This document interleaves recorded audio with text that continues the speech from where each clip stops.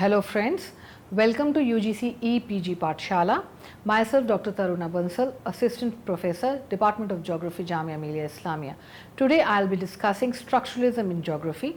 This module is part of Geographical Thought, the paper, and I'll start with the learned objectives of this particular module. My objectives for this module are to know the different context in which structuralism in geography emerged and spread. Secondly, to explore how the geographers adopted a sense of structuralism in dealing with various geographical phenomena. And third, to comment on the progress of structuralism in human geography. And fourthly, I take a critical overview of structuralism in geography. To start with, the term structuralism was widely used in different fields of social sciences and humanities. It witnessed multifaceted contribution of several scholars from different subjects like linguistics, semiotics, cultural anthropology, literary studies, psychoanalysis and others.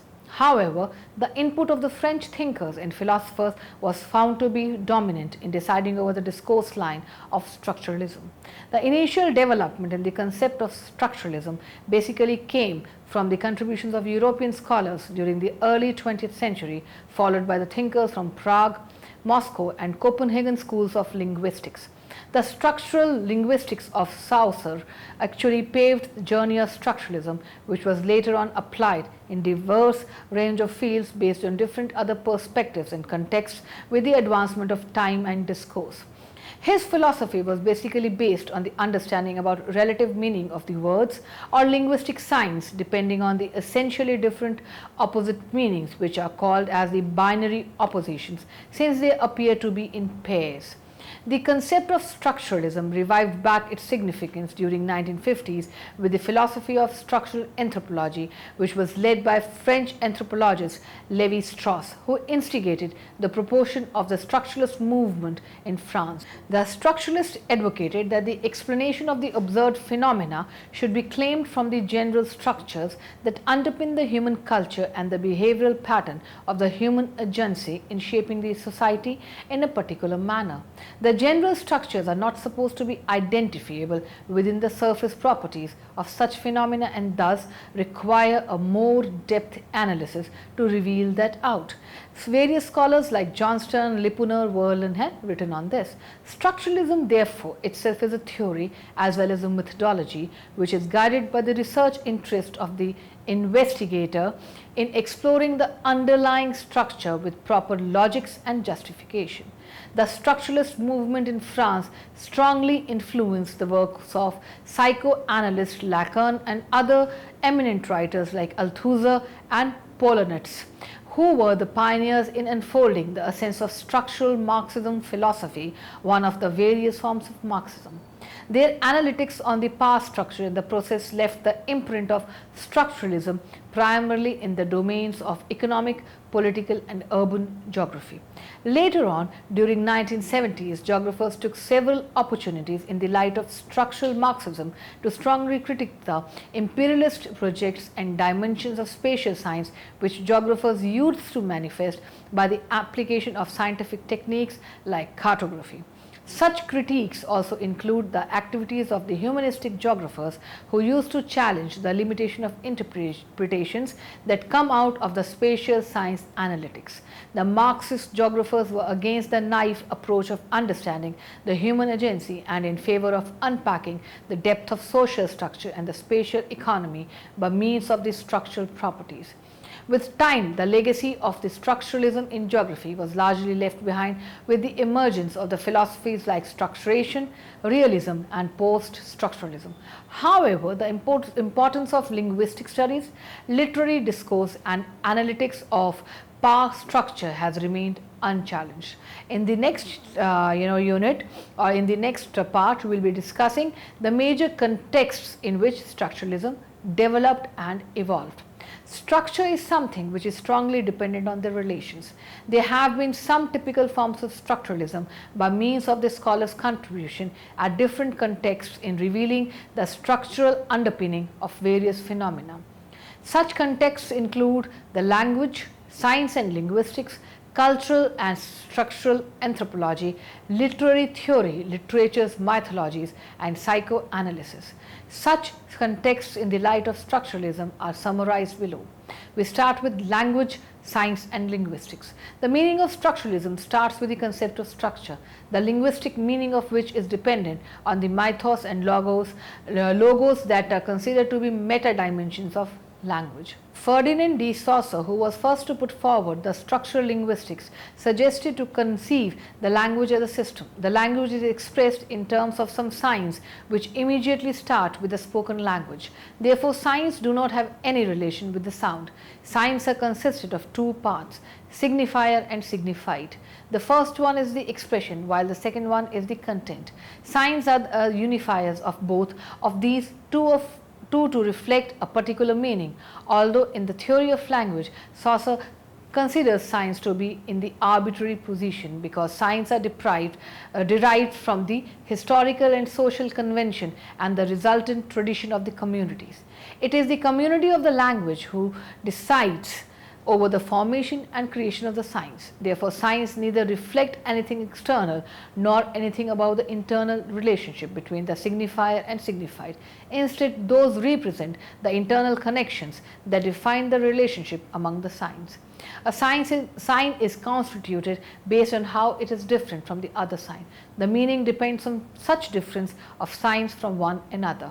He even emphasized more on the underlying structural system of language rather than the use of language. His work influenced many linguistic scholars between World War I and II. For instance, in the United States, Bloomfield theorized his own version of the structural linguistics, like Louis Hjelmstad from Denmark. Some others like Roman Jakobson, Nicolai, who were basically from the Prague School of Linguistics, also continued his project. However, during 1950s, the structural linguistics started by Saussure was abandoned because of strong criticism.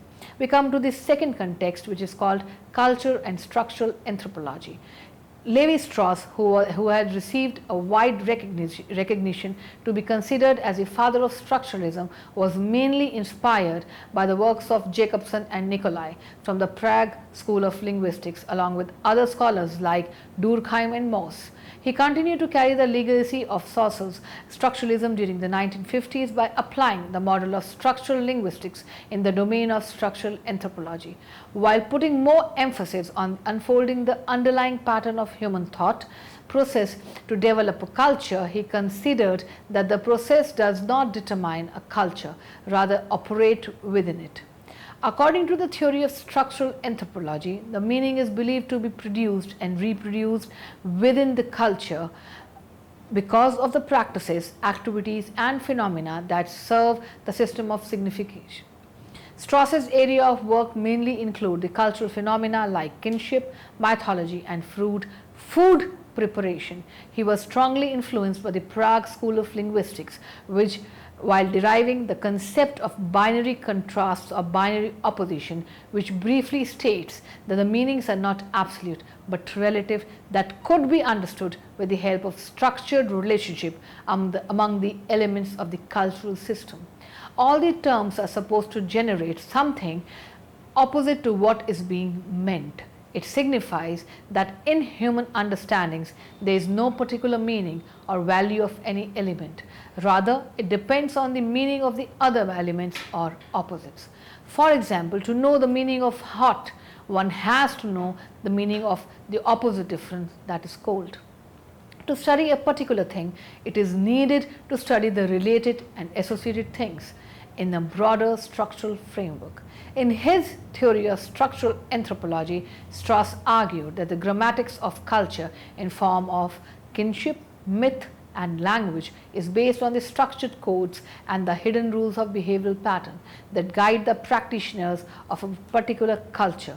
Such codes and hidden rules govern the participants to make their culture different from the others. The very method which he proposed to unveil such kind of laws and codes is to identify the meanings based on the binary opposition.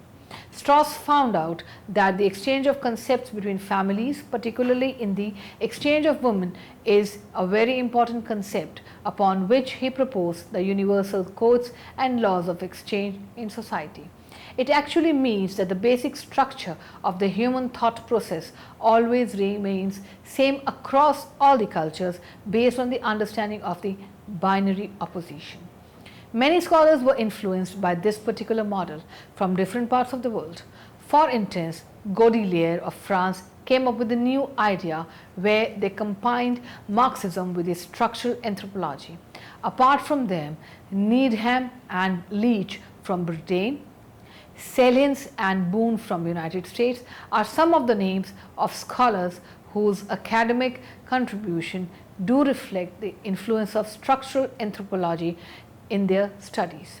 The philosophy started facing strong challenges during 1980s because of the instability or rather inability to verify the assumption of structural universality of human mind and the exclusion of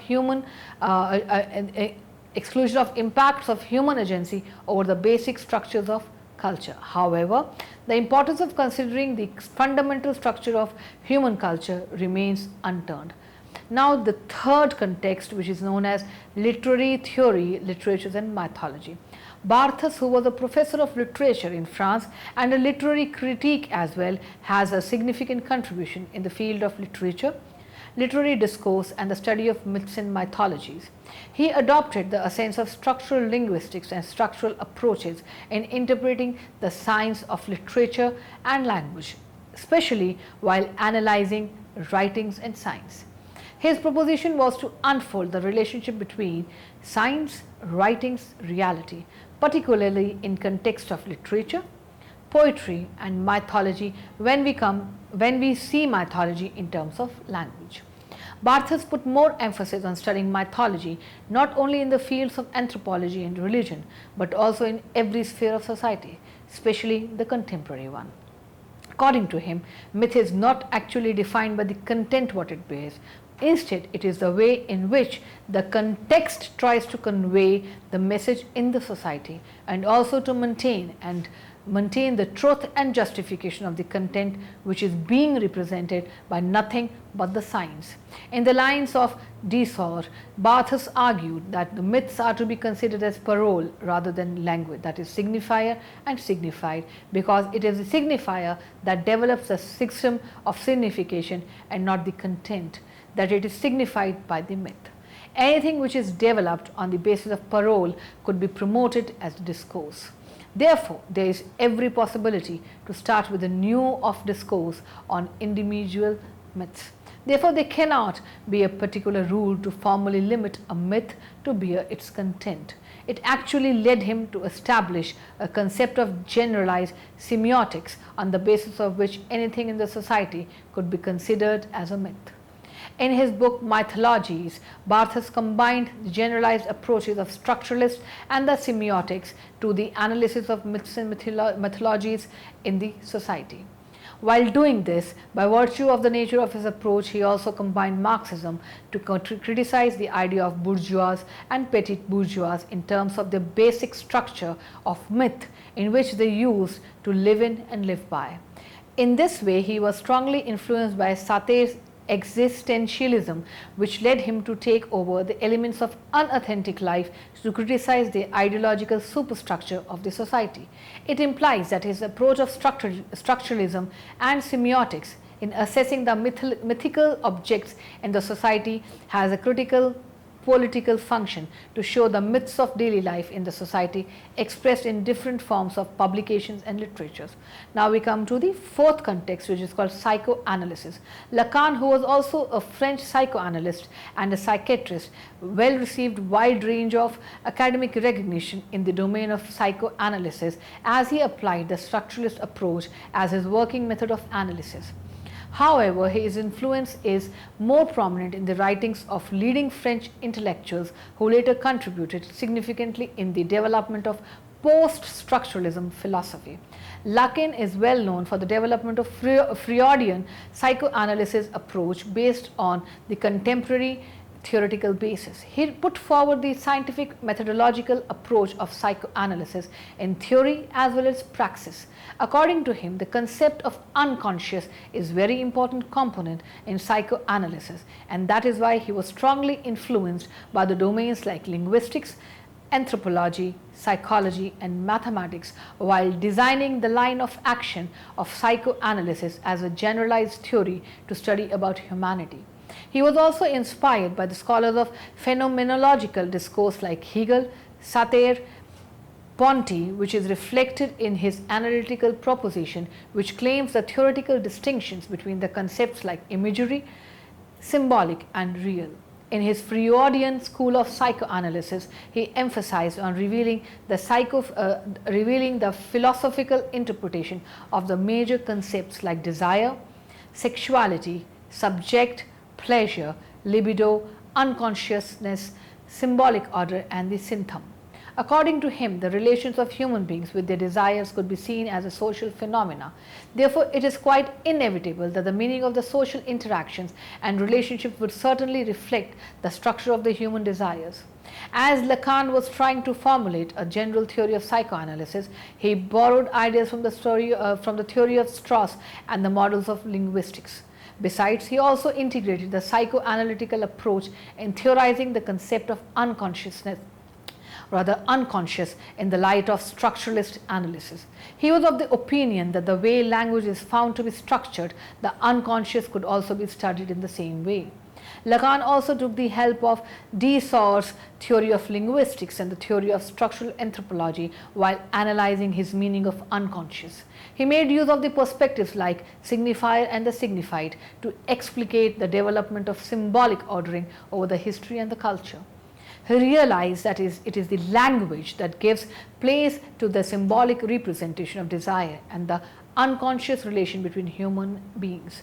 Therefore, the concept of unconscious is supposed to be structured like language, following the laws of structuralist linguistics.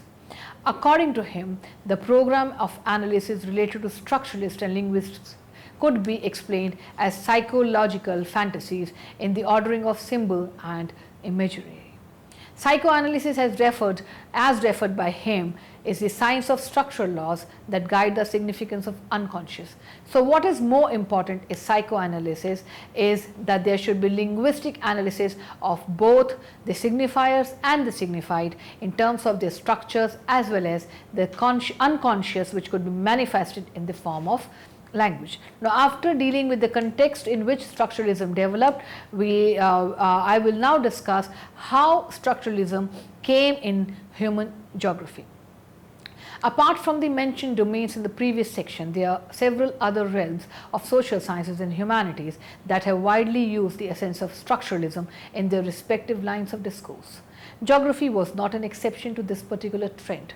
The way geography was earlier influenced by the positivistic and humanistic approach, most likely in the same way it was also influenced by the domains of social sciences that were either the sources of structuralist analysis or somehow were influenced by the approaches of structuralism earlier than geography. However, the reflection of structuralism in human geography is found to be conspicuous even earlier to 1970s, when the main impact of structuralist approach is most likely acknowledged. Kropotkin and Reclus, the earlier anarchists, were found to be practicing geographers. Gregory briefly recorded the work of Levi-Strauss while correlating that with human geography, although his work is not recognized to be a complete one in this particular regard. Actually, there have been limited contributions to the structure as construct school and its scholars in relating structuralist approach within geography, and Gregory is not an exception. However, an exception was made by the contribution of Jean Piaget, who belonged to the structure as construct school but influenced the geographical research remarkably with a structuralist approach. His focus was on the acquisition of intelligence as the process of structural transformation. He argued that the development of child's intelligence about the space and geometry is subject to time and phases that vary qualitatively from one another. In each phase of development, new material is integrated with the previously held concepts. Such materials are consolidated and coordinated in such a way that it develops a self-regulating structure in which all materials are fitted in an organized way and not in a random form. His idea was later on criticized by Gould, a behavioralist, who stated that in spite of being a pioneer in the working on the child's psychological development processes, Piaget was more concerned about the space in geometry and not much talked about the geographic image that a child retained while learning the things related to it. Later on, several other scholars worked on the psychological development process of children, but all such studies were attempted in relieving what people know and how what is being acquired at a particular process, rather than relating such investigations with the principles and arguments of structuralism. It could be because of the reason that there may remain a deeper structure of human consciousness which is much relevant to the geographic research but was not studied during those days. The most prominent entry of the structuralist approach in the geographical researches could be evident through the works of Marxist geographers during 1970s when they strongly challenged the spatial science, sometimes represented in the form of cartography. According to Richard Peet, the growing interest of the geographers to adopt Marxist perspectives was because of the Western society's dissatisfaction to the existing structure and increasing frustration with the positive approach that repeatedly failed to achieve the acceptable solution and changes related to the social problems. We all know that when positivism came into geography, it brought quantification. But this particular revolution, which is known as quantitative revolution, was not a long revolution. The life of this revolution was a small one. And the moment it gained, as it gained its pace, similarly its criticism started following, especially by humanistic geographers, Marxist geographers, and even behavioralist geographers who said that quantification does not actually provide solutions to these social problems because everything cannot be quantified. So to continue with, David Harvey's work Social Justice in City acted as the stimuli for geographers to adopt the Marxist approach for the geographical researches because according to him this approach is holistic and stresses more on interdependence of both economic as well as social issues in terms of production, consumption and distribution. However, such borrowing of Marxist perspectives in geography was also debated in several grounds, from adoption of the philosophy to the way it got applied in geography. A considerable number of geographers did adopt the Marxist approach in presenting the manifold economic aspects of the capitalist societies, but did not consider the fullest form of Marxism to correlate the production system with the further consumption and distribution system, which means that they fail to connect the economic aspects with the social issues. Sometimes it has been criticized as an approach which was called as Marxian rather than Marxist. The actual form of structuralist geography indeed acknowledges importance of the production system and its organization that significantly influence creation and the structuring of social processes in all levels of the society. So naturally, it deals with all the dialect relationships that exist between the social processes as well at one hand to the natural environment and spatial relationships to the other hand. Very significantly, no particular streamline was framed to channelize the Marxist geographers in initiating the revolution, unless the consensus of the critical theory scholars suggested that the appreciation of the real facts in the light of Marxist analysis can only increase the power and self-reflection, leading to the ultimate emancipation from the forms of dominancy. Therefore, the Marxist geography develops a theoretical as well as a political base that talks on behalf of the common mass of the ordinary people to challenge the forms of destruction and exploitations by the international ruling class people. Marxist geography basically calls for a holistic perspective to deal with the structure of the reality. Scholars like Dunford suggested, although there is a need of retaining a holistic perspective, the individual branches of social science do have the proper justifications to appear as separate disciplines because they have their distinctive foci of attention. From this particular perspective, human geography has the scopes to set up its distinct line of discourse that could be defined as a study of the structure and spatial forms that have been produced historically and specified by the modes of production system. Such arguments brought the human geographers to a consensus that geography should come up with its own nature of perspective, which would be self-reflecting and powerful in revealing the structures and the social forms of the social issues. It paved the development of structuralist geography in due course of time.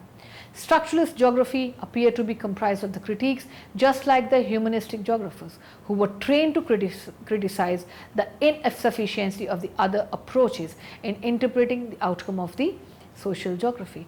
Structuralist geographers mainly criticize the approaches, believing that individual decision making cannot reveal the real structure process that underpin the creation and recreation of geography.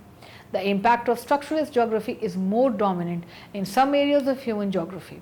One of such areas is economic geography, where the main focus is of structuralist works was found to be of geography of development as well as underdevelopment.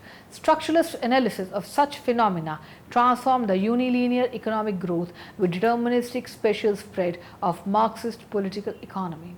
The writings of scholars like Brookfield, Smith, Brewer stimulated much in this particular context. The contribution of structuralist approach is also prominent in social geography, especially the social urban geography that influenced a lot in transforming the orientation of the geographical research.